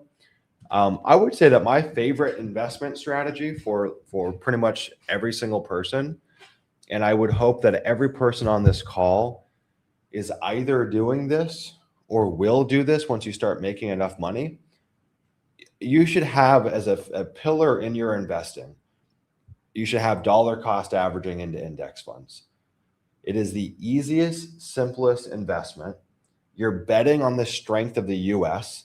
So if the S&P 500 goes to zero, there's probably some crazy shit happening and maybe it's the end of the world. So I think you're relatively safe. You can get 7% to 9%, annually, depending on who you talk to on your money. And you don't have to think about it. You just take a percentage of your income and just have it dollar cost average in. You're not looking for perfect timing and, you're off to the races. So I recommend that to everyone. And even if you don't have a ton of cash coming in, you could still take 5% of your income, even if it's a couple $100 and dollar cost average into the index funds. Nick, I'm still not seeing your deal. I just see that you have it signed at 31,000. Okay, Cody, to get a first deal, I'm currently looking at a list of leads for infill lots. The plan is to contact builders and do a double close when under contract. What are your thoughts on the strategy? Well, Cody, I'll tell you this from the bottom of my heart, lovingly. Follow the Leah method. Don't do something outside of what we teach. There's a really good reason we don't teach assigning to builders. It's a very different business. It's not really similar to what we do inside of Leah necessarily. So the amount of support that you can get on something like that is limited. It's like someone joining Leah and saying, I want to, build mobile home parks. It's like, well, okay, both of those require land, but it's a very different approach. And as someone, myself, who's run that business that you're talking about, and I've tried a lot of different variations of the land business, I can tell you there's a really good reason that we teach what we teach. So my response to you is don't do that. Don't do that. Does it work? Yes, but it's not a good business, in my opinion, relative to the Leah model. And Cody, every single month, we have people that join Leah 2.0 that are getting out of that business and following what we teach. Because that like assignment to builder model has become very popular in the last couple of years. It's just a shit business model. It's not a great business. And so then they move over to what we teach. So my recommendation, follow what we teach, go acquire a deal with some equity in it within our mid-market buy box, double close it or cash flip and get a lender on it. Cody, it's the same amount of work or maybe even less work than what you're trying to do here with assigning to builders. But you're going to make way more money. All right. People aren't making, typically 20 grand assignment fees for buildable lots. They're making $5,000 assignment fees, $7,000, whatever. And in the beginning, there's so much work that goes into trying to find those builders. I just don't like it. Now, if you have like a list of pocket buyer builders, it becomes a little bit easier for sure. But you're doing so much additional work that's just not going to serve you in the long run. It's a very different business model. So hopefully that makes sense. And I don't mean that in a mean way. It's just the honest truth. And we get this question a lot. I can't say we get it a lot, but we get it more than I would think inside of Leah. And this is how it goes. Someone joins Leah and they're like, yeah, I love what you guys are teaching, and that's the business that I want to run. But to start, I'm going to go and start owner financing land. Or to start, I'm going to go do X, Y, and Z, something that's totally out of scope from what we teach. It's like, no, just do the main thing. Don't distract yourself. There's so many ways to make money in land, but if you're in Leah, follow what's in front of you and don't deviate from the model. Now, Cody, your thinking here is probably, well, I can assign deals and I don't need a lot of money to find these deals, but I promise you can do the Leah deals that we teach without a lot of money as well. It's the same work, you know what I mean? And it's going to be the same essential cost to find these deals. You're just going to make a lot more money, and you're going to be playing a game that you can build off of, right? You want to keep on working these same skills. You don't want to jump around from strategy to strategy to strategy. And you see that a lot in the land investing space. Someone's doing this strategy one year, that strategy the next year, and people never compound their skills, just getting really good at one strategy. Okay, Nick, we're almost there. This is like I don't even know what you're trying to make me do. This is like a hide and seek game. Now I need you to give me the APN. Every 5 minutes, I get an additional clue on this deal.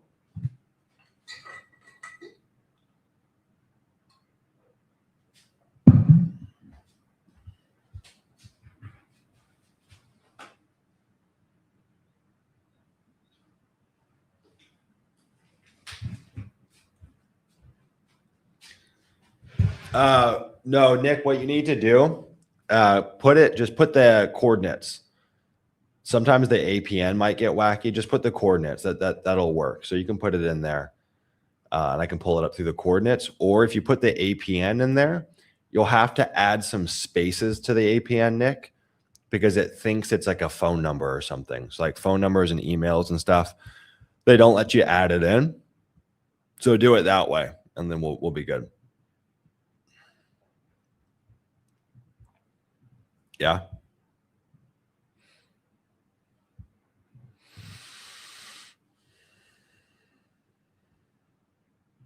I'm waiting on you, Nick. You can just pop that in there. I want to go through it for you.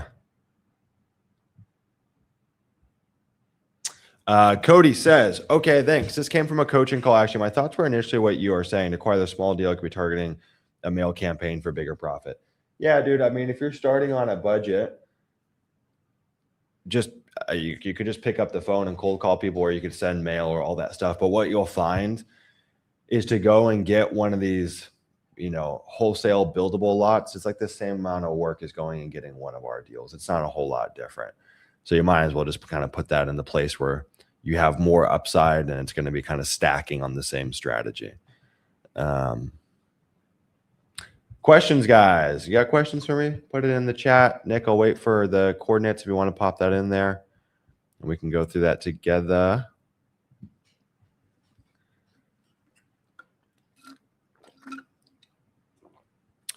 Questions. What do you guys got for me?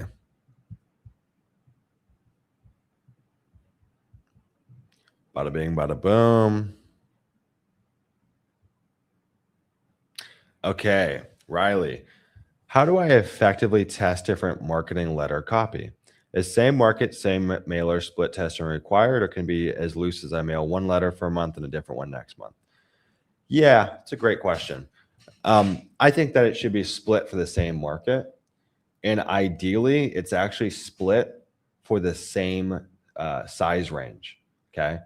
So even if you're in the same market and you have one letter that goes to the 5 to 10 acres and one letter that goes to the 10s to 20s, I actually don't think that's a great comparison. So, Riley, what I would do is, let's say the 5 to 10 acres, let's say there's 1,000 data points. Split that 1,000 and do 1,500 and 1,500 to different letter designs. Anything else is just going to be misleading as hell. And it's probably going to give you, actually could give you the wrong signal. So I would break it down, same size range and definitely same county, and make sure obviously that your pricing is the same as well. You want none of the other variables to change other than letter copy or whatever. The other thing, Riley, is don't make multiple changes. Okay. One change at a time for your test. So let's say we did a split test, same market, same size. On one, just split test the copy, same design. On another batch, split test the design. Like, you want to test different variables, because otherwise you won't really know what really worked here. And so we want to just make one change per test, ideally. Don't change the envelope, the design, and the letter copy all at once, because we don't really know what moved the needle. And so when we test one thing at a time, then after multiple tests, you get a complete picture on what the best envelope is, what the best design is, what the best copy is. And then you create the Super Saiyan offer letter, all right? The most dialed in direct mail offer, because you stacked multiple variables on their own test and then combined them together. Okay. What value do you give wells and septic? Well, there's no good answer to valuing these things. It's super variable. So there's not really like a clean cookie cutter answer that you can give. What I'll say for the most part, Mark, is that I would rather under discount than over discount. Okay. So I typically try to look at these things very conservatively. Now I'll let you know when this when this could change, and I'll tell you some edge cases. But for the most part, I would rather just underwrite the land's value and let the improvements be a benefit that allows it to sell faster. All right, you don't want to over-index value on these things, because the market typically does not respond in the way you think it's going to respond. Now, septic systems are actually very different. Septic systems are the only thing that I think you can really place a strong value on. Not so much because the septic system is super valuable in itself, but Mark, a septic system validates that the property is buildable, right? You could have a well on a property, but if the soil hasn't been tested and there's no sewer or septic, they could have a well on a property that's not buildable. And that's why septic systems and perk tests oftentimes really jump value, not because they're expensive. They jump value because it's validating that the property is buildable. So when that comes to a rural infill property, that's obviously a very big deal. So septic system's kind of an outlier, but wells, cabins, things like that, I try not to peg too much value. But the truth is, Mark, every market responds differently to these things. So if you have a well in Arizona, it's going to be a lot more valuable than a well in North Carolina. That's why there's not an apples to apples perfect breakdown on like, oh, always improve it by 20% or 30%. You also have to take into condition the quality of that improvement, right? Was it a well that was drilled 50 years ago that pumps 1 gallon per minute?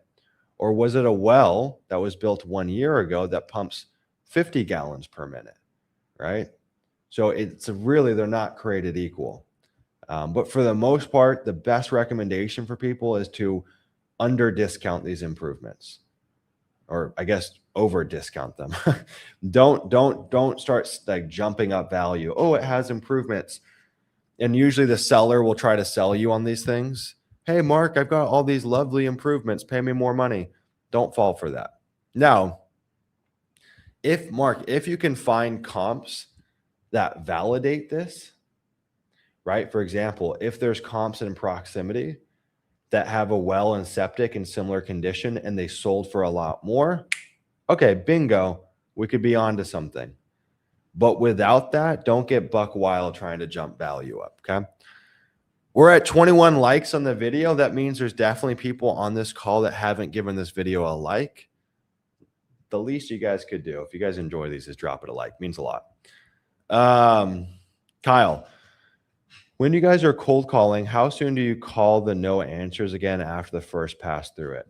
Yeah, it's a good question, Kyle. I actually don't know off the top of my head, to be honest. I think we redial in the same week, but I don't have the hard answer on it.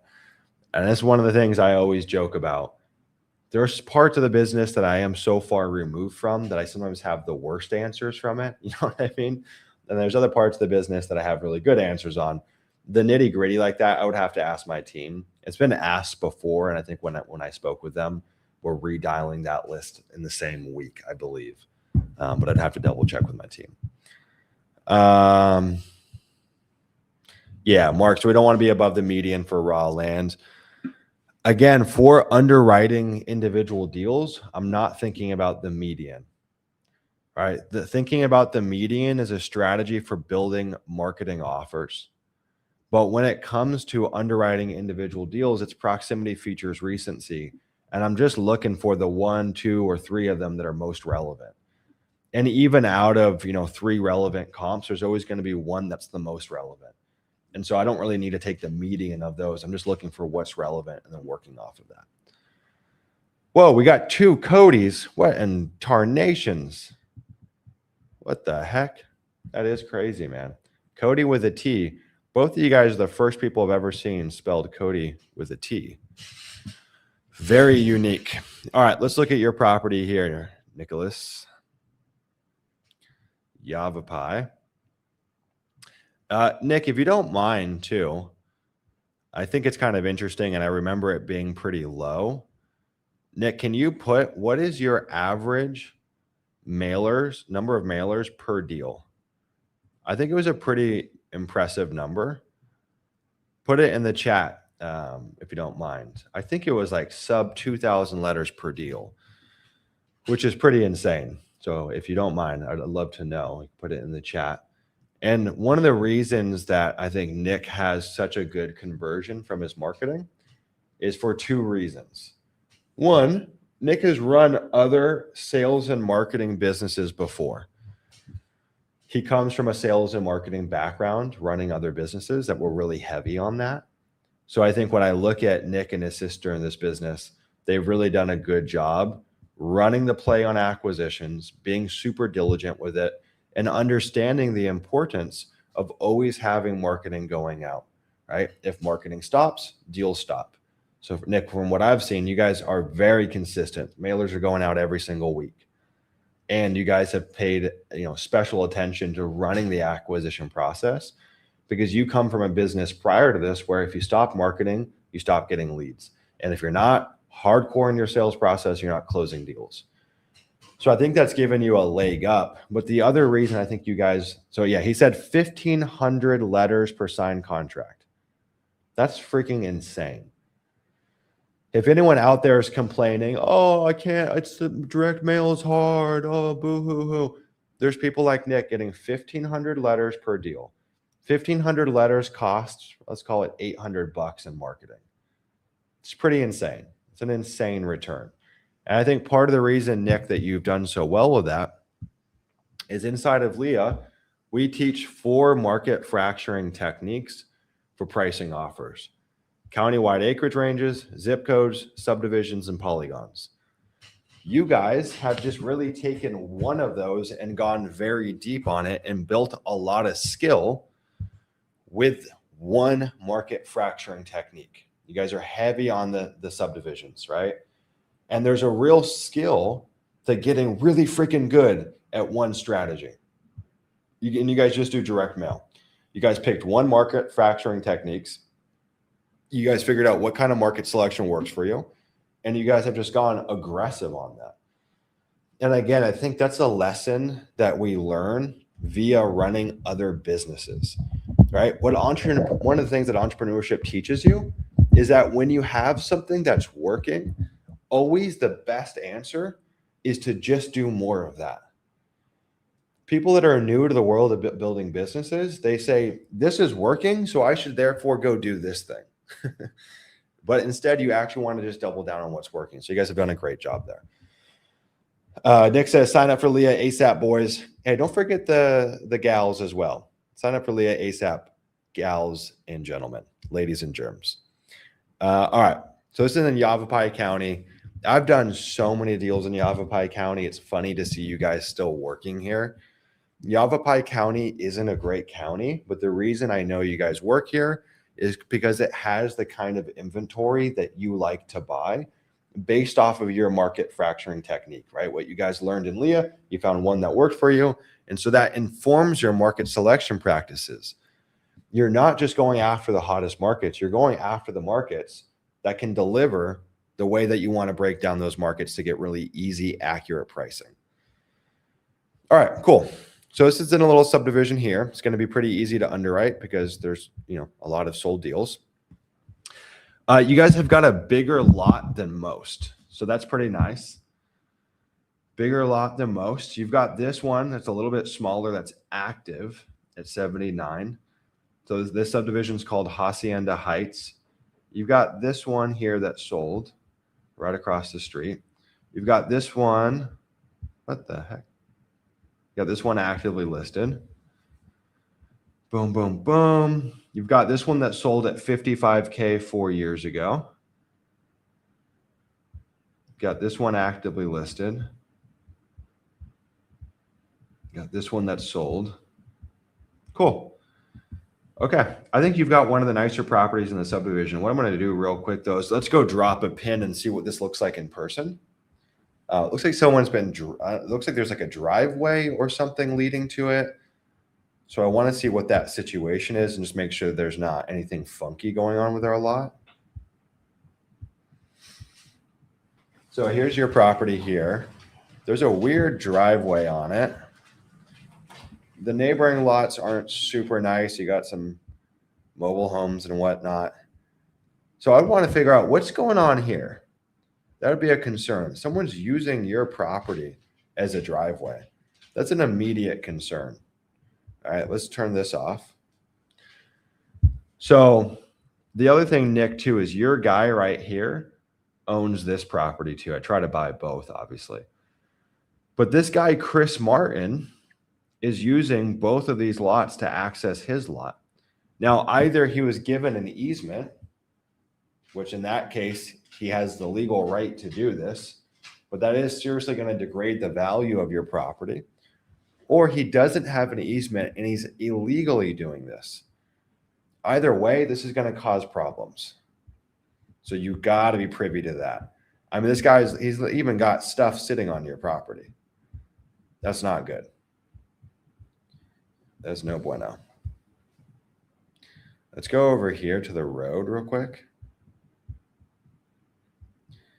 And I don't know why, because he has an access point. I don't know why he's accessing it through here. But yeah, here it is. Very weird situation. Okay, let's see. So this one's active at 79. Terrible engagement. Very similar lot to yours. It has septic, power, and water. 79 is getting no traction. What is this a good example of? This is a good example of someone who's overestimated the value of their improvements. So they've listed it really high, and therefore it's getting no engagement. And that's the problem with overestimating improvements, right? Potential buyers don't click on your listing because they just say this thing's listed too high. And so they never even see the listing to find out, oh, it's got improvements. And so if we overvalue improvements, no one looks at the damn listing. Next. This one oddly sold at 80, which is strange because that other one is getting no love at 79. This was a while ago, though. Okay, listed at 95. I mean, went pending in about a month, sold at 80. I don't know why this sold at 80. It's not a nice property. So it looks like the market's come down, right? And this is something you're going to need to keep in mind for looking at comps, because you're going to have comps that are a couple of years old that show a high price, but values have come down. This one sold at 65. The other one's at 79. It's getting no engagement. And so we need to be very careful to not start looking at old comps. Yeah, look at these things are getting no love, man. This is a nice corner lot. It's a good listing. It's a lot better than this one. But this was in 2023. It was a different market then than it is today. So this is like very clear cut that we're going to have to be under the active inventory, even though this one's telling us, oh yeah, $80,000. And again, this is the level of depth. These are the skills that you must develop. Right? This isn't a game of just looking at numbers and saying, well, there's 5 comps at $80,000, so that's what I'm going to get. No, it's a game of reading between the lines. That's the skill. That's the skill. This one's super nice. Super, super nice. 75,000. So why does this one has improvements? Why does this one sell at a high price? Because you can see the improvements in the listing photos. That's why visual improvements, I think, often fetch a higher price. This property could have a well, but you might never know it because you never click on the listing. Okay, so my hunch here is that you list this at like 65 and sell it at like 60. That would be my hunch. But you got to figure out what's going on with the neighbor. That's a huge problem. That could really, really throw a wrench in things. Now, if he leaves the driveway and he stops accessing your property, great. But it looks like he even has stuff sitting on your lot right now. So you need to figure out what the backstory is there. Let's see, is there any comps that I missed? 75, 49.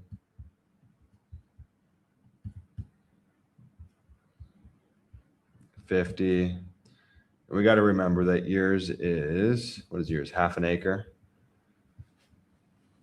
So this one sold at 50. And this was sold, okay, wow. Wow, the market's changed, man. This sold at 50 this month. In 2023, a lot that was half this size sold at 80. The market's changed a lot. And I think that's probably because of interest rates. Maybe interest rates were lower in 2023. I don't know for sure, but if people were more apt to get financing and then build a house. So these might be more cash purchases. So people need a discount. Now, this was listed August 6th, man. Went under contract December and only got 50 for this thing. Interesting. 75, 49. Shucks. I mean, 50 is pretty discouraging. That's pretty discouraging. And that 50 is a mile away. Hey, sheesh. I'm still probably listing this at the $60,000 mark, but you might need to be prepared for it selling for a little less. That's not great. The good news is everything is listed pretty high out here. This one's listed at 65 for a quarter acre. Yeah. Okay. I'm probably starting my listing at the low 60s with the expectation that it might sell for even less than that. Boom, baby. All right, guys. I think we can wrap up here, people. Hopefully that was a helpful call. Again, it's my mom's birthday. Give the video a like for my mother. And get yourself inside of Leah 2.0. Look, if you're not doing $250,000 a year in your land business, get yourself in Leah 2.0. I'm sorry, but you're probably not as dialed in as you think you are. And that's okay.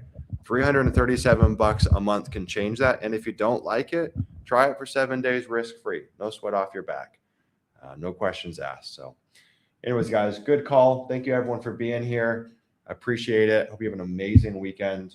And for everyone inside of Leah 2.0, I'll see you guys on Monday at 4 p.m. for our Leah Deal Lab call with yours truly, okay?